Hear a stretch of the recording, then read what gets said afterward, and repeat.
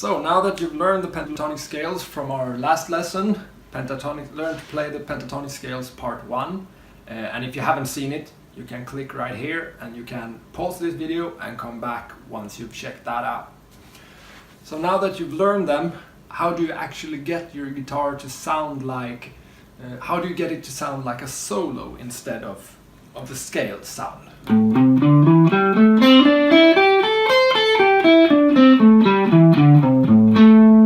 In a song, if you heard anyone play that, you wouldn't think, ooh, what a sweet solo. So, how do you actually do that? That's what I'm going to show you today.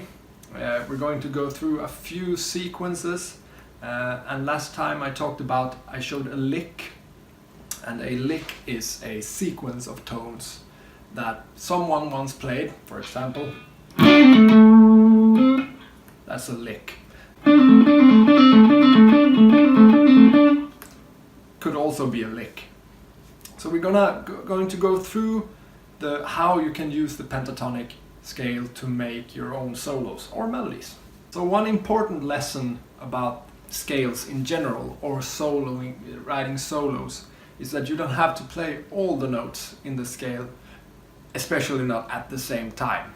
So you can force yourself to decide that you're going to use four notes, for example. Let's take these 4. So a close up. 5, 7, 5, 7. So on the D string, 5, 7. Down to the G string, 5, 7. Those 4 notes in any way that we want. For example, you can do 5, 7, 7, 5, 7, for example. Or you can switch strings. You start on the D, then you go to the G, and then back. So 7, 5, 7, 5, 7, 5, 7, 5, for example. And you're still only using a maximum of 4 notes. So I'm going to give you a lick that you can use in any way you want.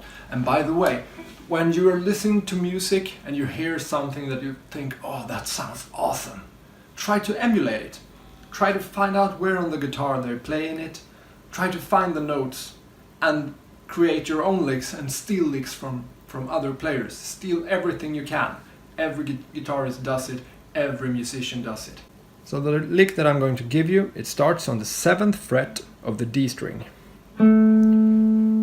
The next one is 5th fret on the G string. The 3rd note is back to 7th fret on the D string. And then you fold your finger down to the 7th fret on the G string. And then lastly, you end on the 5th fret. So it would sound like this.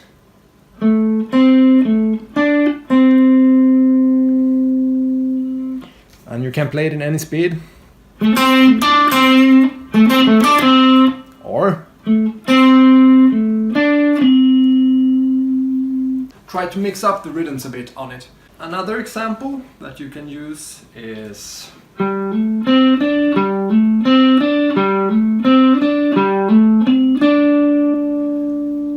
and that's kind of a repeating lick that you can do for a while, like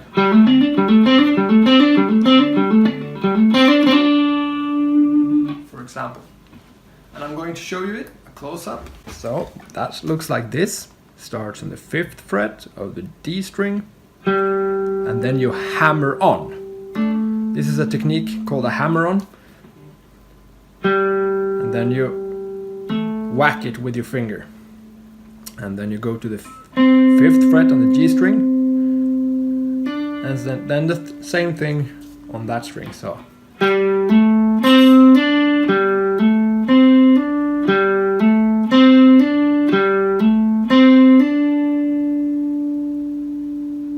that's 2 licks right there that you can use. But how do you create your own? Be imaginative. Use your imagination.